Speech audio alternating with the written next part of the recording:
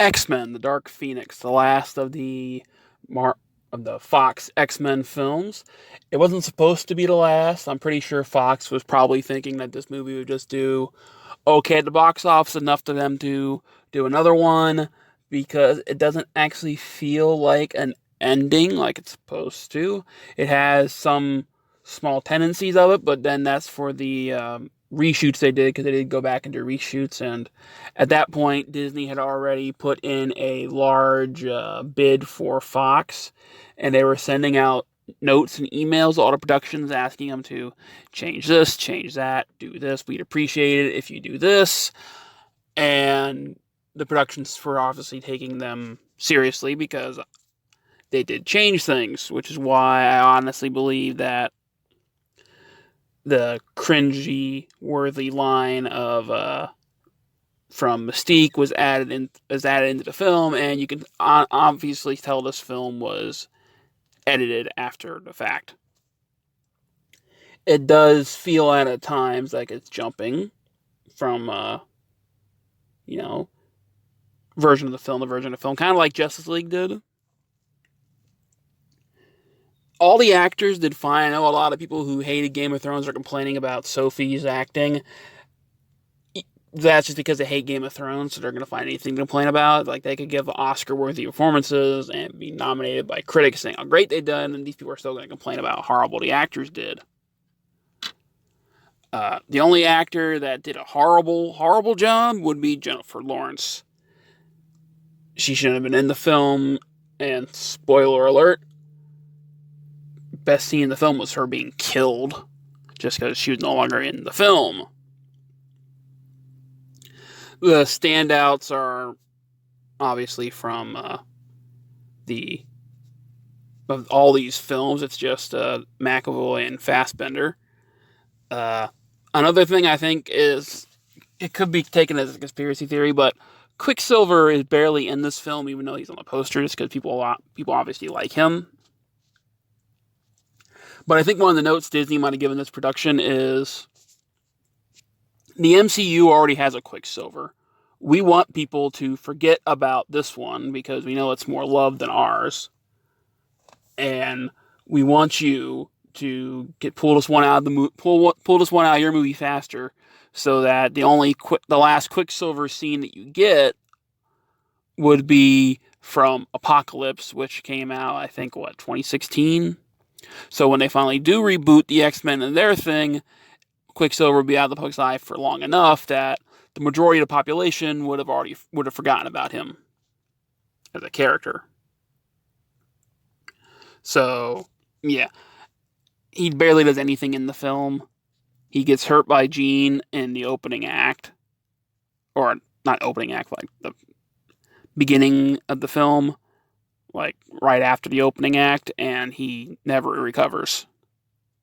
You see him at the end make a joke about how, hey, no running in the halls. You don't need to be so quick. The film definitely ignores Days of Future Past ending, but then again, X-Men films, the writers don't tend to actually watch the previous films. This has been a tradition since The Last Stand, where the people who were in charge didn't watch the previous films. It's just what happens. With The Days of Future Past didn't show Mystique being in the mansion at the happily ever after scene, because, well, she was probably supposed to be off with Magneto, because Magneto wasn't in the mansion either, because why would he be? He's off with the Brotherhood. But you did see Jean being with Cyclops as adults, living in the mansion, teaching, where they were happy. If Jean, spoiler alert, dies in this one, or, quote, evolves, why the hell is she in the mansion with Scott?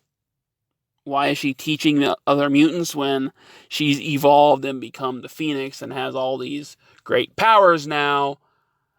They should have either had the powers become dormant again, and it's just kind of something that's going to hang over her, or she should have just lost them altogether, one or the other, because Days of Future Past showed you how the X-Men storyline ended, if you don't count Logan, which Logan deleted that anyways because they all died because Charles had a brain tumor, and he killed them all in his sleep.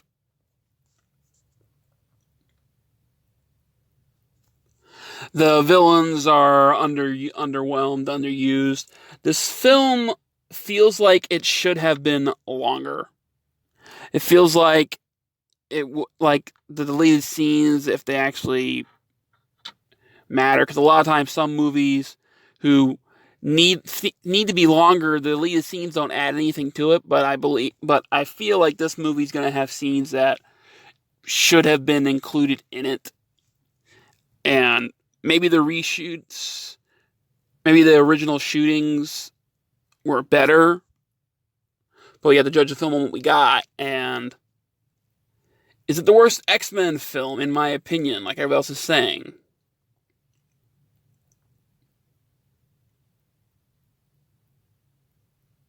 Nah, I think that goes to the Wolverine. The Wolverine was pretty freaking bad to me. I really did not like the Wolverine. Even though I always talk shite about Logan, the Wolverine was much worse than Logan, in my opinion. So I think the Wolverine is worse. And I can't judge a Deadpool because I've never seen those movies, either one of them. I honestly don't care about the character. So, that's why I don't hate Origins. A lot of people hate X-Men Origins because what they did to Deadpool. I don't care about Deadpool. And the timeline was kind of fixed up until Dark Phoenix with, okay, X-Men 1 and 2 still happens, but X3 doesn't happen because now Jean and everybody is living happily in the mansion with them. And Scott's alive, so obviously she doesn't go crazy. And the mutants aren't hunted anymore because they did the right thing. And this movie starts off of that. But then by the end of the movie, it goes back to the world hating mutants. They had the nice little everybody loved mutants because how they saved the world during Apocalypse. And now they're back to hating them.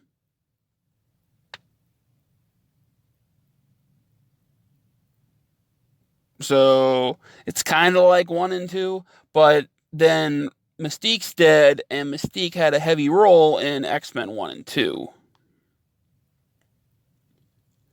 So once again, they just changed it. I know Lawrence really hates these movies, and she didn't even want to be involved in any of them after First Class. She just did First Class because she wanted to try to do a superhero movie and prove that I can do other things besides Katniss.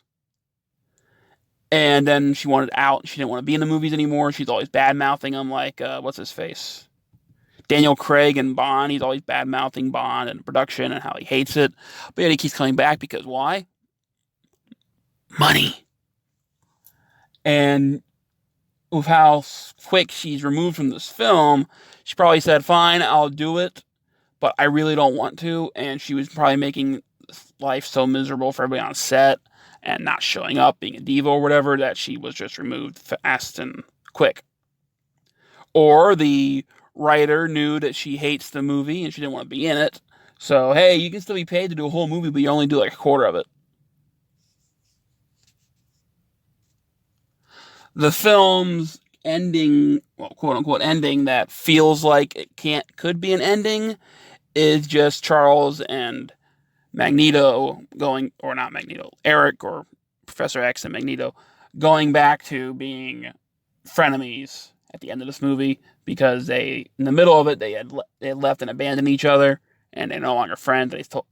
When Charles says, "Hello, old friend," he says, "Don't call me that, I'm not your friend." And then it goes back to them doing a chess game like they did in the original X-Men.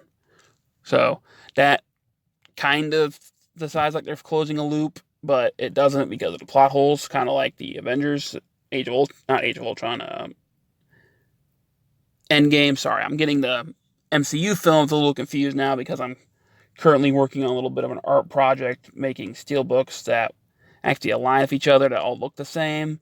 The MCU, if you follow my pointless Instagram account, you'd see it. You'd see the Hulk on it already. Uh, yeah, the villains don't really do anything. What do you call it?